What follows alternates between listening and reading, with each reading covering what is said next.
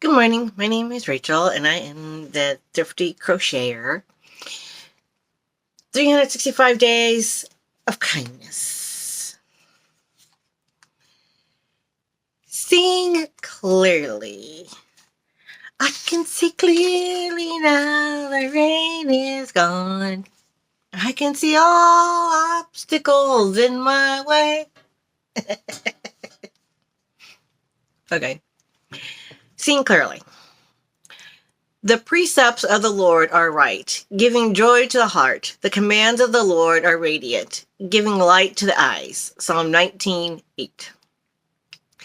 You might have had to get glasses recently because the road signs have become fuzzy or out of focus. At times, our spiritual life needs this kind of attention. When life gets out of focus or things get dim, we need to turn a light on. We need to turn to the Lord to bring back into alignment again. This will make you feel like you are living in a world that appears brighter and clearer, just like putting on the new pair of prescription glasses. It doesn't have to be a major sin issue or crisis for our lives to get out of line. Business, monotonous tasks, and minor distractions can all skew our vision little by little. Ask the Lord to search your heart and see if you need an adjustment today. Act of kindness. Give some new or gently used books to a teacher. And today's May the 5th. It's Cinco de Mayo.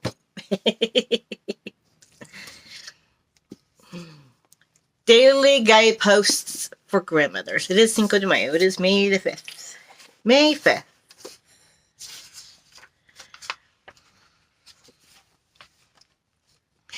The spirit of a man is the lamp of the Lord. Proverbs 20:27. Ellie, dear, Grandma exclaimed happily as she threw open the door to her new apartment. What perfect timing. The coffee just finished perking, and I'm all set up to whip up some blueberry pancakes. I stepped into the tiny foyer into a grandma-sized hug. Peeking over her shoulder, I looked into the living room / dining room / bedroom / den 4 rooms in one with large north windows. Graham and I both love the sun. She used to say that we were like cats, always looking for a sunny corner where we could curl up and read. But a sliver of delicious sunlight was ever going to make it through those north windows. This place is really going to depress her, I thought. But I was wrong. While I was there, the phone rang. The doorbell buzzed. Friends came by for lunch, and Graham made plans to go on a day-long river trip with her church group. All around us were pictures of family and friends. A stack of letters and postcards covered her desktop, and the Afghan she was crocheting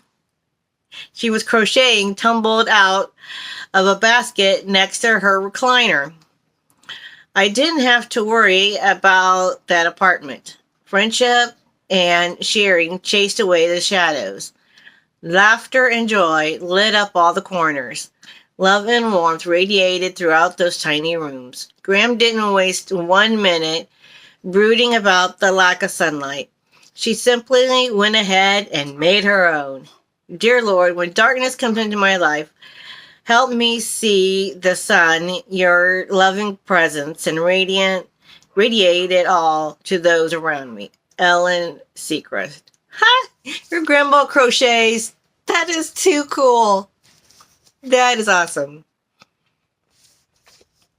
I'm telling you, I do not plan the things that happen when I read these.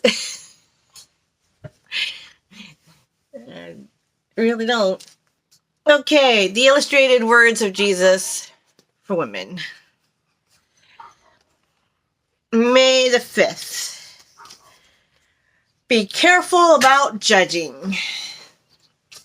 In the same way you judge others, you will be judged. And with the measure you use, it will be measured to you. Matthew 7, verse 2. There's a picture with including a measuring tape.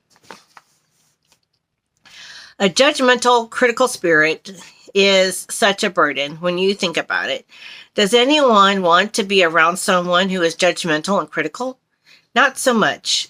And if you're the one living with this kind of spirit, it's oppressive and heavy because you're always finding fault with others instead of loving them as Jesus commanded.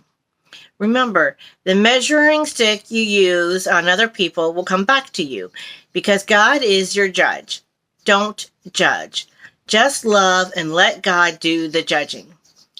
And then I added, John chapter 8, verses 3 through 7. Would we like to be judged in the same way that we judge others? Judge not, lest you be judged. And then it ends with, forgiveness is our command. Judgment is not. Neil Street. So, yes.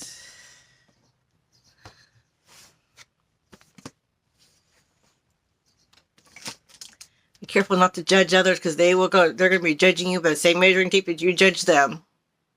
That is so true. So, with that, I hope you guys have a marvelous Monday and a wonderful, wonderful rest of the week.